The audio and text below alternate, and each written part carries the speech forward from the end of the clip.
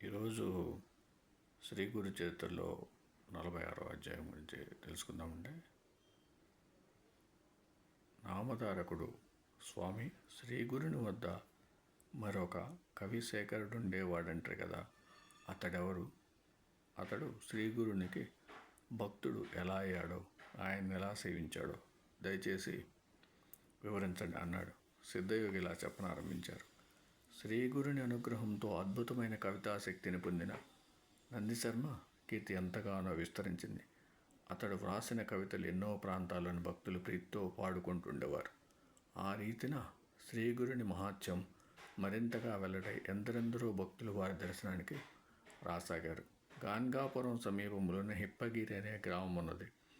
ఒకసారి ఆ గ్రామం నుండి కొందరు భక్తులు శ్రీ గురుని దర్శనానికి వచ్చారు. వారు ఆయనకు పాదపూజలు చేసుకోదలిచి ఆయన్ను ప్రార్థించి ఆయన ఎలాగో ఒప్పించి మేళతాళాలతో ఊరేగిస్తూ తమ గ్రామానికి తీసుకువెళ్ళారు.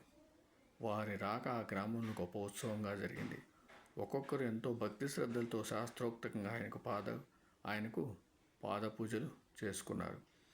ఆ ఊరిలో ఒక శివాలయం ఉన్నది. అందులోని శివుని పేరు కల్లేశ్వరుడు. ఆ ఊళ్ళోనే నరకేసరి అనే ఒక బ్రాహ్మణుడు ఉండేవాడు. అతడు మంచి కవి, శివభక్తుడును. అతడు నిత్యము కల్లేశ్వరుని స్తుతిస్తూ పంచపద్య మణిమాలను వ్రాసి కల్లేశ్వరునికి సమర్పించుకునేవాడు. అతడు ఆ శివునికి తప్ప మరే దేవతలకు నమస్కరించేవాడు కాదు, మరే దేవతను స్తుతించేవాడు కాదు. అతడు ఒకరోజు శ్రీగురుని గురించి నందిశర్మ చేసిన స్తోత్రం విని, ఇతని కవిత్వం ఉత్తమంగా ఉన్నది, అయినప్పటికీ ఇది కేవలం నరస్తుతే కనుక పనికిరాదు అని తలిచాడు. శ్రీగురుడు ఆ గ్రామంలో భిక్ష చేసిన రోజున కొందరు బ్రాహ్మణుల కవి వద్దకు వెళ్ళి, కవిచంద్ర, మీ పద్యాలెంతో మనోహరంగా ఉంటాయి.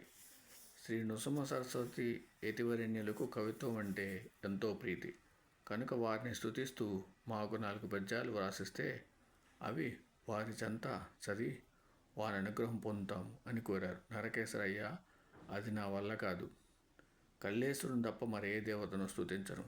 ఆయన సేవకే నా కవితను అంకితం చేసుకున్నాను.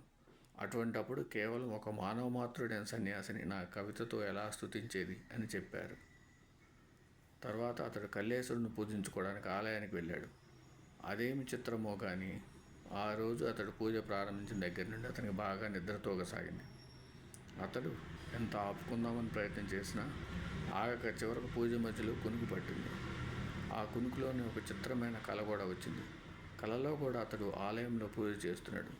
అతని ఎదుట మాత్రం ఎప్పుడూ కనిపించే కల్లేశ్వర లింగం అప్పుడు కనిపించలేదు. ఆ స్థానంలో శ్రీగురుడు కూర్చొని ఉన్నాడు. ఆయన నవ్వుతూ, నీవు కల్లేశ్వరుని తప్ప మరెవరిని నీ కవితతో స్తుతించవు కదా, మానవ మాత్రులమైన మమ్ము ఈనాడు పూజిస్తున్నావేమి అన్నారు. నరకేసరి తుళ్ళిపడి వెంటనే నిద్ర మేల్కొన్నాడు. మరలా పూజ ప్రారంభించిన కొద్దిసేపట్లో కునుకు పట్టింది. శ్రీగురుడు మళ్ళీ స్వప్న దర్శనమిచ్చి, మేము కల్లేశ్వరుడు వేరు కాదు అన్నారు. ఆ కళలోనే అతడు పూజ పూర్తి చేసి 5 పద్యాలతో స్తుతించాడు. ఈసారి నరకేసరి మేల్కొని తనకొచ్చిన కళను స్మరించుకుని, అయ్యా, నేను ఇంతవరకు పొరపడ్డానే. ఈ నరసింహ సరస్వతి యతివరేణ్యులు సాక్షాత్తు పరమేశ్వరుడే కానీ ఇంతవరకు నేను తలచినట్లు మానవ మాత్రులు కారు. కేవలం భక్తులను ఉద్ధరించడానికే భగవంతుడు ఇలా అవతరించాడు. ఈ శ్రీగురుడు ఆ త్రిమూర్తుల స్వరూపమే కాకుంటే ఈనాడు పూజలో నాకు దర్శనమిచ్చి నా సందేహానికి సమాధానం ఎలా ఇవ్వగలరు అని నిశ్చయించుకున్నాడు. వెంటనే బయలుదేరి అడుగడుగునా సాష్టాంగ నమస్కారం చేసుకుంటూ శ్రీగురుని దర్శనానికి వెళ్ళాడు. ఆ సన్నిధి చేరగానే అతను నమస్కరించి చేతులు కట్టుకుని స్వామిని తన కవితతో ఇలా స్తుతించాడు. అనంత సచ్చిదానంద స్వరూపులైన మీరు సాక్షాత్తు అకల్లేశ్వరులే. అది తెలియక నేను ఇంతవరకు మిమ్మల్ని స్తుతించనైనా లేదు. చిరకాలం కఠోర తపస్సులు చేసిన యోగులకు కూడా మీ సాక్షాత్కారం లభించదు. కల్లేశ్వరుని